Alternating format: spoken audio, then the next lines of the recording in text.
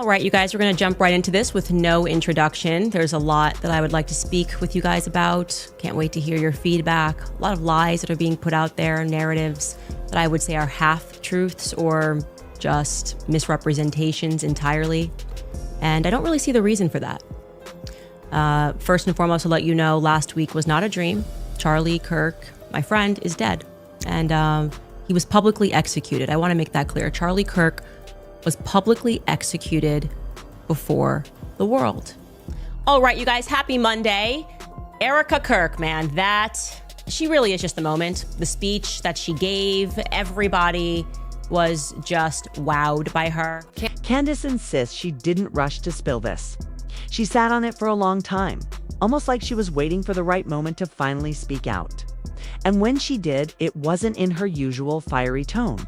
It was calm, steady, and heavy with worry, like someone who knew she might be exposing something far too close for comfort. She claimed that in those entries, Charlie wrote about feeling uneasy in his own home, like the walls themselves were closing in. He mentioned a strange sense of being watched, a feeling that someone near him, someone he trusted deeply, was keeping secrets. Candace didn't need to say it outright, but everyone could tell who she was talking about, his wife. That revelation sent shivers through the crowd. And here's where it gets eerie. Candace said those words were written just days before the tragic event that changed everything for Charlie. The people who once called his marriage perfect were now wondering what was really happening behind that polished image. It wasn't just gossip anymore. It sounded like a cry for help that went unnoticed. Hearing that, Charlie had such deep personal doubts flipped the whole story upside down. The image of a man who once seemed confident and in control suddenly shattered, replaced by someone vulnerable, lonely, and clearly haunted by things he couldn't bring himself to say out loud. When Candace wrapped up her live stream, her closing words didn't explode with drama. They landed softly but hit hard, leaving everyone frozen in silence. She said if people knew what he really wrote, they would never see things the same way again. That calm statement carried the weight of a warning, a hint that what the public knew might only be the surface of something much deeper and darker. But just when it felt like she had reached the limit of what she'd revealed, Candace pushed the line even further. She didn't just claim to have read the diary, she actually read parts of it out loud, and what she shared made hearts drop in those pages. Charlie wrote about feeling like the people closest to him were changing, like important talks were happening around him. But he wasn't being included anymore. He never said Erica's name, but everyone knew exactly who he meant. Then came the line that made the entire room go still.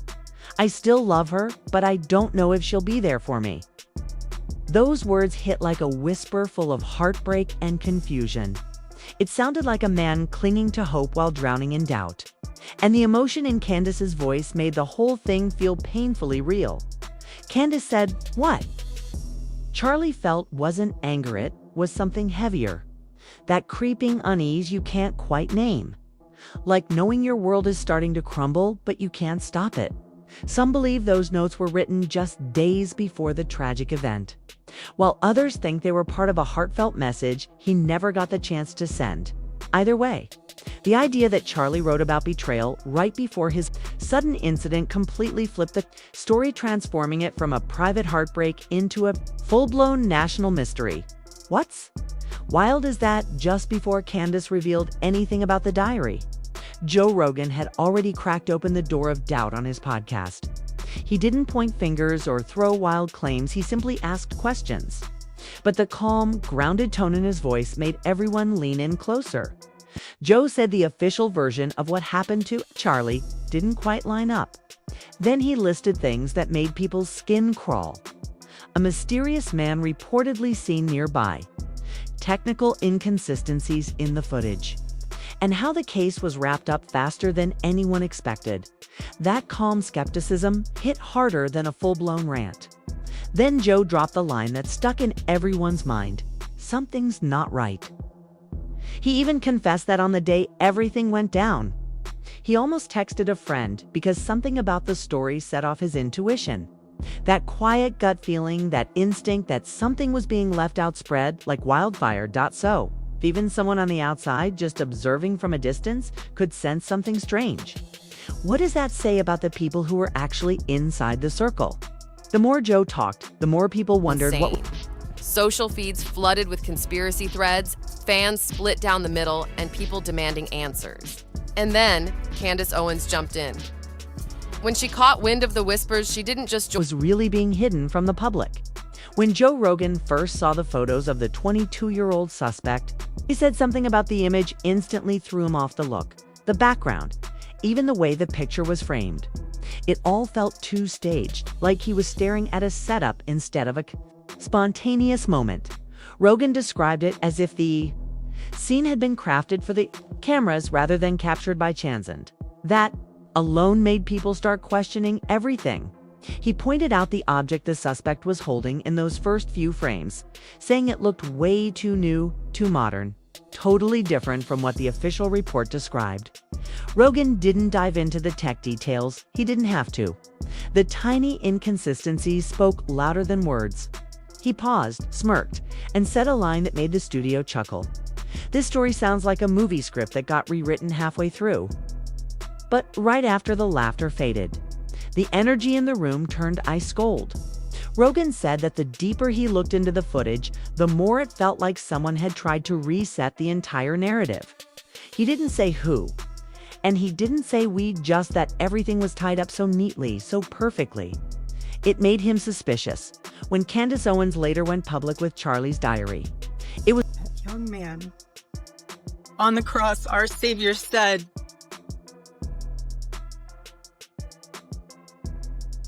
"Father, forgive them, for they not know what they do." That man.